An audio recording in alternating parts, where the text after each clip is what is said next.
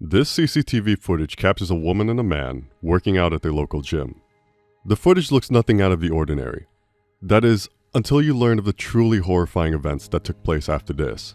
This footage would eventually make news worldwide for all of the wrong reasons.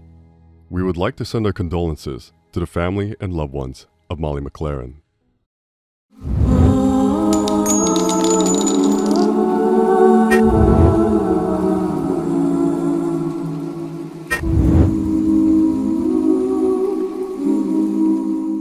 Molly Mclaren, age 23, lived in the town of Cobham in Kent, England. She was a shy girl that had suffered with eating disorders and other mental health issues, but she was beginning to get her life together. She had begun a degree in exercise sport and health education at the University of Kent. Molly had trouble in the past fitting in with other people, but this brought her opportunities to meet people and join sporting clubs. She made friends with a lot of people and became quite popular amongst a new group of friends. Her friends described her as a person who would do anything for you, a kind-hearted and caring person. She started working out regularly and even kept a blog of her activities. Molly hadn't had a lot of luck on the dating scene, however, and there was a new app that was all the rage in 2016. She downloaded a popular app, Tinder, and began matching with guys. She saw one guy she liked the look of and swiped right on Joshua Stimpson. 26-year-old Joshua Stimpson was living in Woodham, only 7 miles away from Molly. Joshua had grown up in a fractured household, with his dad accused of abusing his mother. This led to his mother to seek a divorce, which left Joshua in his dad's custody and him feeling abandoned by his mother's abrupt departure. He suffered his own battles with mental illnesses also from a young age, and was taking antidepressants to treat it. From the outside looking in, he just looked like a normal guy. His dating past, however, was disturbing to say the least. His previous relationship had ended when his then girlfriend felt like Joshua was trying to control her, and she stated she wanted to break up. It ended in a fiery confrontation where Joshua spat in her face before abusing her and storming off. Joshua matched with Molly in July 2016. The two spoke back and forth and were both heavily into fitness, so they got along well and had a lot in common. They had both talked with each other about their battles with mental illness and how they had overcome it. After almost 5 months of chatting, in November 2016, they decided to meet each other. They would catch up regularly, and eventually it blossomed into a relationship.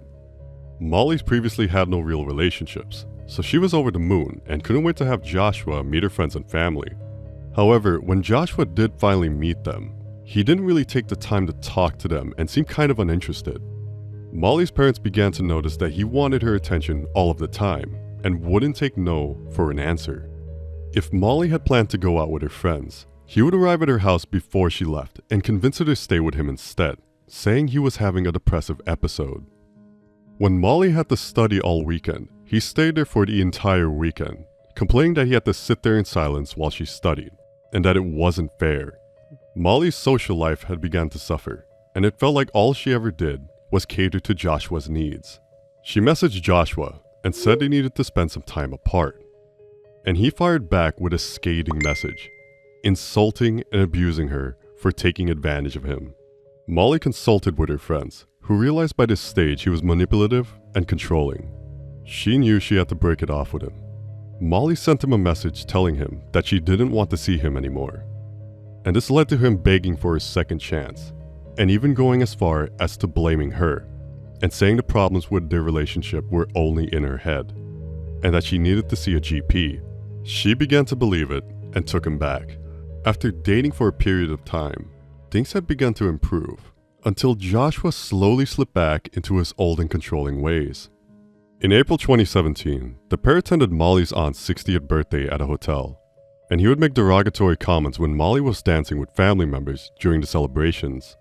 Later that night in their hotel room, it boiled over into an argument that led to Joshua showing videos of Molly on his phone he had secretly recorded during their arguments. He had kept the recordings simply so he had something to use against her, and this pushed Molly to the point of which she had finally had enough. It came to head on Molly's 23rd birthday, when they had went out for birthday drinks. Joshua, in one of his usual moods, pushed Molly over the edge, and in front of all of her friends she screamed, "It's over." He flew into a seething rage, scaring everyone around him. It was so obvious to Molly's friends that something was not right with Joshua. Joshua began begging Molly again to take him back, and she continually rejected his advances. It got so bad with Joshua pestering her that she was forced to block his phone number and block him in all forms of social media.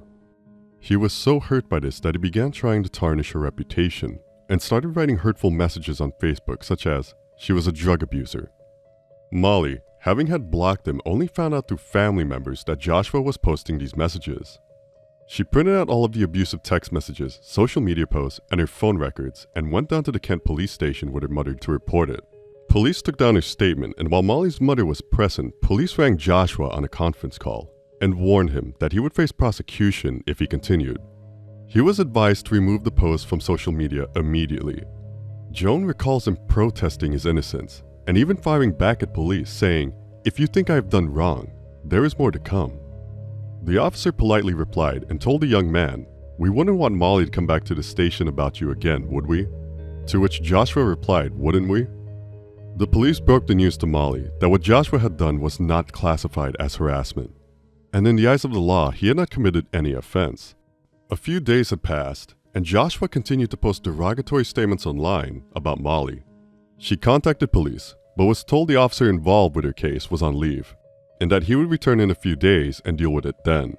After a few days had passed, police contacted Molly again, and it was great news. Joshua had removed the social media posts. Molly began to feel that things might finally be over, and breathed a sigh of relief. But what she didn't know is that Joshua had been on a Tinder date with another woman, who he convinced to add Molly on all of her social media accounts. She would then feed all of that information back to Joshua. Several days later, Molly had posted that she was going with some friends to the Ship and Trades pub in Chatham on her social media. Joshua saw this and organized with his new Tinder date to be there at the same time as Molly. Molly left the table she was at with her friends to order some food, but when she returned, she had a horrified look on her face. She explained to her friends that she had just seen Joshua with his new date. Feeling like it wasn't a coincidence, she decided to eat her food once it arrived and leave early. For her friends, though, it would be the last time that they would ever see her alive. The next morning, Molly got up and went to the dockside gym to film a workout and arrived at 10:10 a.m. As she arrived, there was nobody else in the workout room, and she rolled out a mat and began exercising. Little did she know that Joshua had arrived at the gym and was captured walking upstairs towards the room she was in.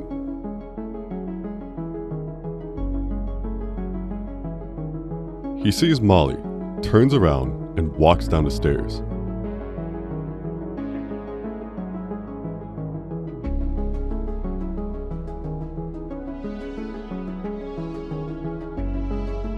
Before brazenly strolling into the room Molly was exercising in.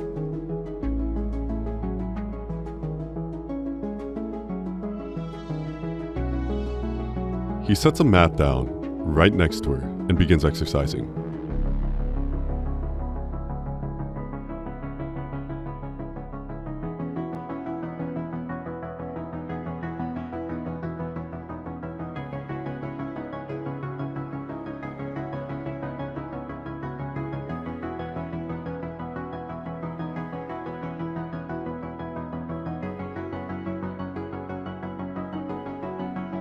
Molly confronts him and asks if he was following her. He replies that it's none of her business.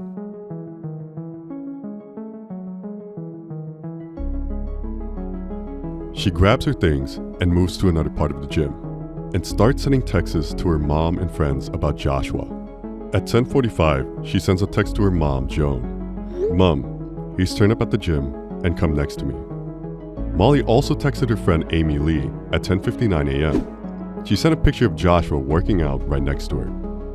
Amy advised her to get out of there and leave her home immediately. By this stage, Joshua had already left the gym, although Molly wasn't aware of this. As she returned to her black Citroen, she received another text from Amy at 11:02 a.m., which said, "He has no sense of what's normal. He is a freak. Just stay away from him." While she was looking at her phone, she did not see Joshua walking towards her vehicle. Joshua swung the door open on her car, and without saying a thing, began to stab Molly over and over, unrelentingly. She tried to defend herself, but she had nowhere to run. Joshua did not stop until he saw Molly move no more. He exited her car and just stood there, emotionless. He waited for police to show up, and while standing there, just covered in blood, simply said, "It's me you're looking for. She's in the car, and I've killed her." The paramedics raced to her aid, but there was nothing more they could do to save Molly. She was pronounced dead at the scene at 11:43 a.m. Later examinations would find that Joshua had inflicted 75 stab wounds on Molly. By this stage, Molly's mother Joan began to worry as she had not heard back from her daughter. And that became panic as one of Molly's friends had texted and asked if she had known anything about an attack at Dockside. Eventually, the heartbreaking news was confirmed. Her dear Molly was dead. Joshua's trial started in 2018. He had pleaded not guilty, and his defense was arguing that he had a diminished responsibility due to a personality disorder. Psychiatrist Dr. Sahid Majid argued in Joshua's defense that he was suffering from a severe case of borderline personality disorder at the time of the murder. He had also claimed that Joshua was suffering from an abnormality of functioning, owing to his mental illness and the abandonment issues that had stemmed from his parents' divorce. Joshua also claimed he had a hypersensitivity to any rejection. The prosecution argued against this claim and stated that Joshua gave no signs of having a mental disorder that impeded his understanding enough to not hold him responsible for his actions. He had shown no remorse over killing Molly and was only interested in trying to preserve himself. A jury deliberated for just under 4 hours before returning with a verdict. Joshua Stimpson was found guilty of murder and sentenced to 26 years imprisonment. Judge Adele Williams said Joshua didn't have a personality disorder, but just an issue with women. As the trial had gone on, more and more women came forward with claims of being stalked, threatened, and abused by Joshua, many of which had been reported to the police. This had highlighted a huge problem within the police force in handling these types of cases. Many times, the police would simply text the offender and tell him or her to stop, but record nothing further than that. Had they recorded it appropriately and been able to see the extensive stalking history of Joshua Stimpson, Molly just may still be alive today. Molly Mclaren's family released a statement after the trial concluded. The verdict has brought us a small measure of comfort, but it seems that nothing will take away the pain or allow us to come to terms with our Molly being taken from us. We are serving a lifetime of pain, anguish and loss. This has affected so many people's lives, and our hearts go out to each and every one of you. Police procedures have now been drastically revamped in the wake of this case, and all stalking incidents must now be put to police record. Molly's family also set up the Molly Mclaren Foundation, which aims to provide support and raise awareness towards eating disorders. And that wraps up today's case. If you enjoyed this video, then consider subscribing. We look forward to bringing you another worst case very soon.